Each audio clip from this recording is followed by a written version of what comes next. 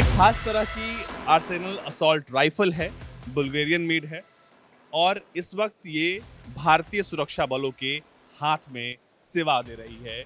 और आज इस बंदूक के बारे में हम खास बातचीत करने वाले हैं।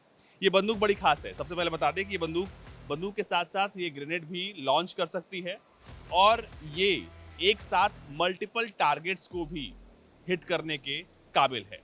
ये जो नीचे का आप हिस्सा देख रहे हैं वो डिटेचेबल है, इसको आप अलग कर सकते हैं और अगर आप इसको नहीं रखेंगे तो ये बिल्कुल एक बंदूक की तरह होगी जो कि दुश्मनों पर काल की तरह है। अब ये बंदूक कितनी अलग है, कितनी खास है, इसके बारे में पूरी जानकारी। कैसे खास है सर ये बंदूक? ये बंदूक बहुत ताकत वाली बंदूक है क्योंकि इसका लोहा जो है वो एक फोर्जिंग प्रोसेस से बनता है।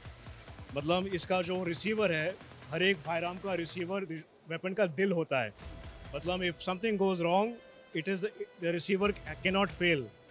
तो ये जो लोहा है हम हॉट डाई फोर्जिंग प्रोसेस से बनाती है और हमारा जो बैरल और रिसीवर कॉन्फ़िगरेशन है 15,000 राउंड्स का गारंटी है। हमने 40 साल से ये राइफ़ल इंडियन फोर्सेस को सप्लाई कर रहे हैं और आज तक कोई कंप्लेंट नहीं है and the users are very satisfied in all operations in India. बहुत सारे लोग इसके कहाँ से आती है ये बंदूक, इसको लेकर भी बहुत कंफ्यूजन है।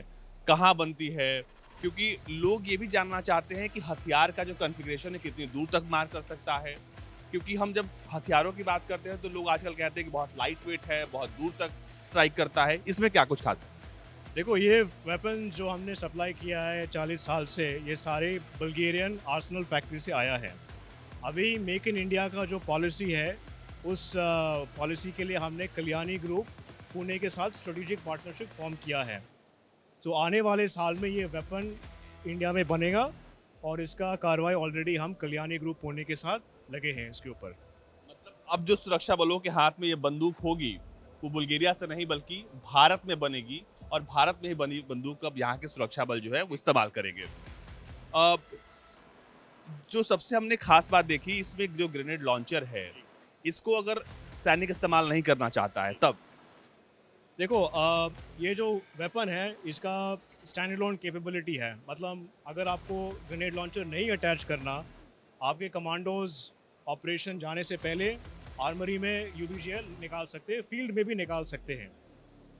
प्रेजेंटली ये जो इसका जो पहचान है फौज में और फील्ड में वो ग्रेनेड लॉन्चर के साथ है क्योंकि इसका एक मेन एडवांटेज है कि इसका जो लोहा है, वेपन का लोहा है, इज़ वेरी स्ट्रॉन्ग।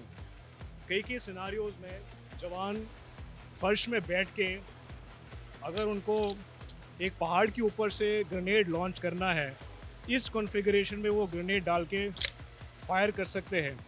मतलब पहाड़ के ऊपर से ग्रेनेड जा सकता है। अगर एलिवेशन एक पैराबोलिक कर्व के ऊपर ग्रेनेड फायर हो सकता है। और इसका मेन स्ट्रेंथ है ये जो बट असेंबली है, ये बहुत मजबूत है क्योंकि जब रिकॉयल होता है, जब प्रोजेक्टाइल बैरल से जाता है, रिकॉयल फोर्स जो है वो बहुत ज़ोर का आता है, झटका होता है, करेक्ट। तो हमारा लोहा जो है वेपन का है वो बहुत मजबूत है।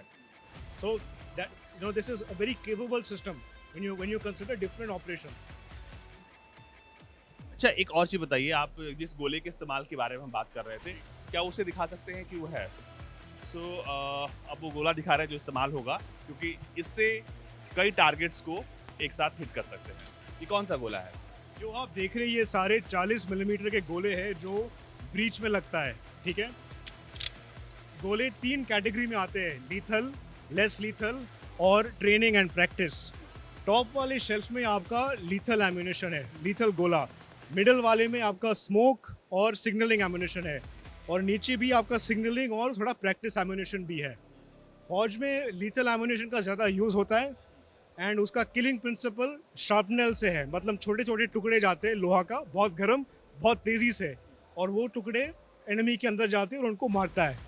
इन एडिशन टू इट हमारे पास थर्मोबैरिक एम्यूनेशन है, 40 थर्मोबैरिक एम्यूनेशन।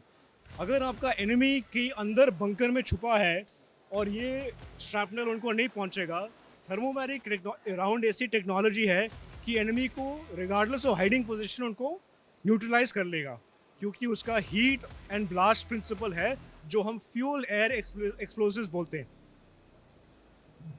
जितनी जानकारी ये दे रहे हैं शायद इतना डीप हम भी नहीं जानते, लेकिन आपको सरल भाषा में कहें तो ये वो बंदूक है जो सुरक्षा बल जो है इस वक्त इस्तेमाल कर रहे हैं और ये आतंकियों पर कहर बरपा रही है।